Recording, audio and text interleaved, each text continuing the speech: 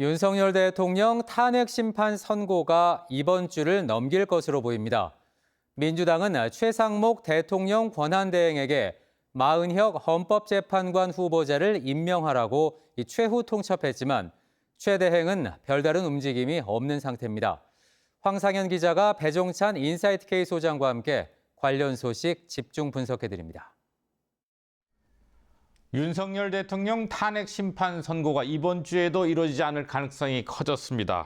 당초 21일이 유력하게 전망됐었는데요. 배 소장님, 그럼 언제쯤 선고가 날 것으로 보십니까? 우선은 왜 지금 예상하고 있는 날짜부터 늦춰지고 있냐. 그만큼 이제 헌법재판소의 내부가 재판관들 사이에 복잡 상황입니다. 네. 그러니까 인용이냐 기각이냐 또는 각하냐 이런 사항들이 복잡하게 얽혀 있다.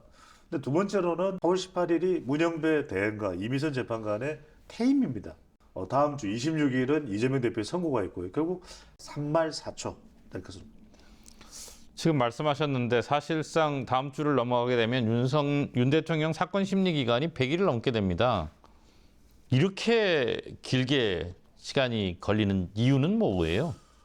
몇 가지 이유가 있겠습니다만 첫 번째로는 그만큼 판결문을 작성하는데 애를 먹는다. 그것은 재판관들 사이의 의견이 다르다.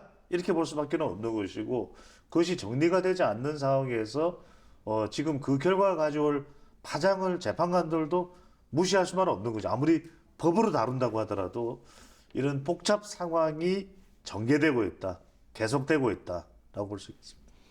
자, 이런 가운데 민주당이 최상목 권한대행을 향해서 마은혁 헌법재판관 후보자 임명을 강하게 압박하고 있지 않습니까?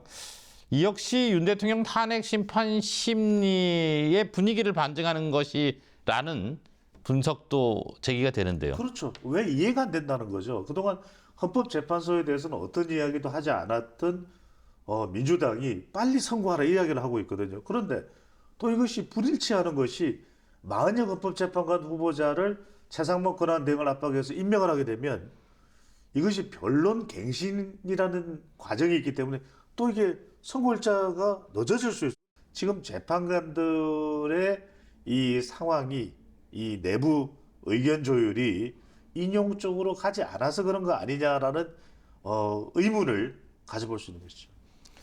자, 다음 주에는 이재명 대표 선거법 위반 사건 2심 선고가 있습니다. 26일이죠. 예. 이날도 현 정국의 중요한 분수령이 될 수밖에 없겠죠. 그렇습니다. 이게 이재명 대표가 어떤 선고를 받느냐, 유죄냐, 무죄냐에 따라서 획기적으로 이 정치판 자체가 달라질 수가 있는 겁니다. 그러니까 무죄면은 이재명 대표는 날개를 달 수가 있는 재기의 날개를 달 수 있는 상황이지만 유죄가 된다 그러면 더군다나 1심 선고형이 의원적 상실 또 피선거권 대선에 못 나가는 겁니다. 근데 이제 대법원 선고가 대선이 실시된다면 그때까지 나올지는 모르겠습니다만 여론상 미치는 영향을 무시 못하죠. 중도 타격이 되죠. 이재명 대표로서는 26일 선고가 운명을 결정짓는 최대의 변곡점이 될 것으로 보입니다. 자, 보수 진영의 차기 대권 주자로 불리는 한동훈 전 국민의힘 대표하고 유승민 전 의원이 같은 날 대구를 찾았습니다.